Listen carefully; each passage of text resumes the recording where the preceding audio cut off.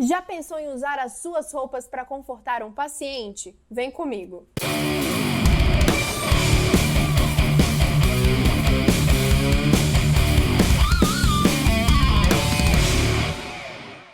Fala comigo, galera! Vocês são joia? Porque eu tô mara. Algumas pessoas sentem medo real do jaleco. Vocês conhecem a síndrome do jaleco branco? Ela também é conhecida como iatrofobia. Essa síndrome foi identificada pela primeira vez na década de 1980 em um estudo conduzido pelo médico Stanley Franklin, especialista em doenças cardiovasculares e professor da Universidade da Califórnia, nos Estados Unidos. Estima-se que 1 em cada 5 pessoas sofre com esses sintomas. O principal sintoma da síndrome do jaleco branco é a hipertensão pontual. Esses pacientes também podem apresentar tremedeira, tensão muscular, náuseas e agitação. Em muitos casos, o paciente fica nervoso e a pressão arterial aumenta significativamente. Parece que eu sou médica, né? A causa disso é múltipla. Pode ser de ordem cultural, ambiente familiar ou outros traumas passados. O paciente pode ter tido alguma experiência passada que o traumatizou e quem pode sofrer as consequências disso, além dele, é você. Essa síndrome é uma variável que pode influenciar muito na satisfação do seu paciente ou até mesmo no desfecho do caso clínico. E ninguém é reconhecido como um bom profissional se o cliente não tem boas experiências, né?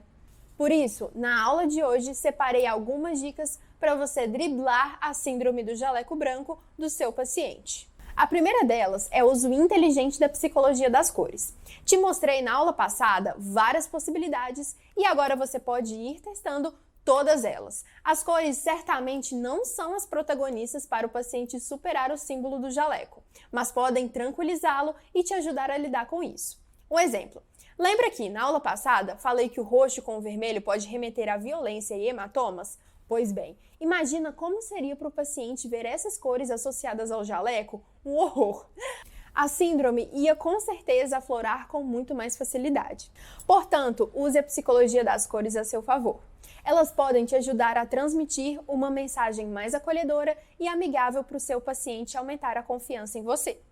Na aula de estilo dramático urbano, no módulo 2, abordei também o tema da psicologia das formas. Como o paciente que você está lidando tem aversão a agulhas, evite formas pontudas e muito geométricas nas estampas que você escolher para as roupas. Isso pode ser determinante para a impressão que o seu paciente terá sobre você.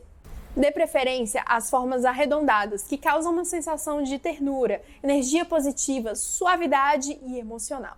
Se você realmente não curte essas formas mais arredondadas, então dê preferência aos tecidos lisos e invista em texturas diferentes para dar um up no seu visual.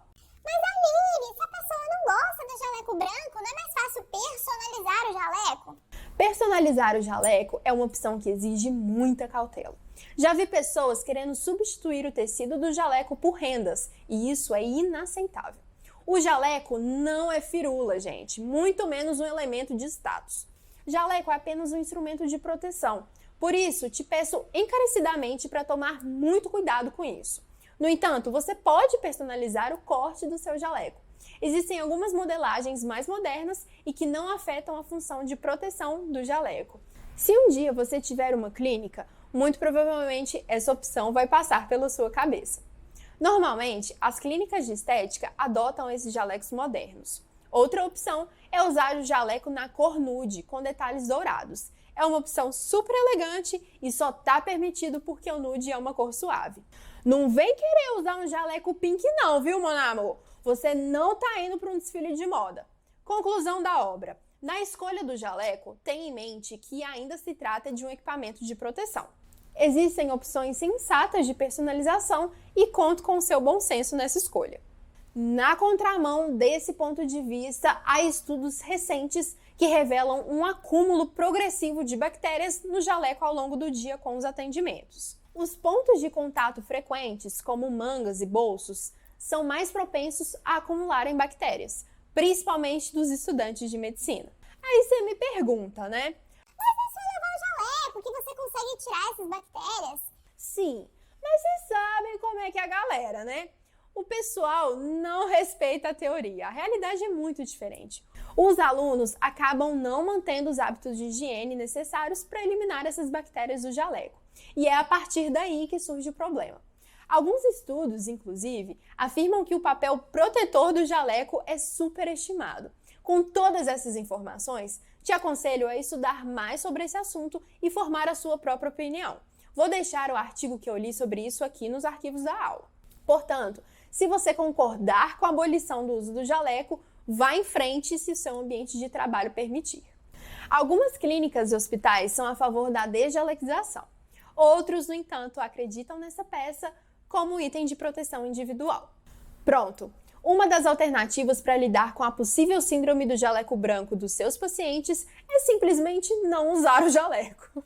Simples, né? A gente complica as coisas.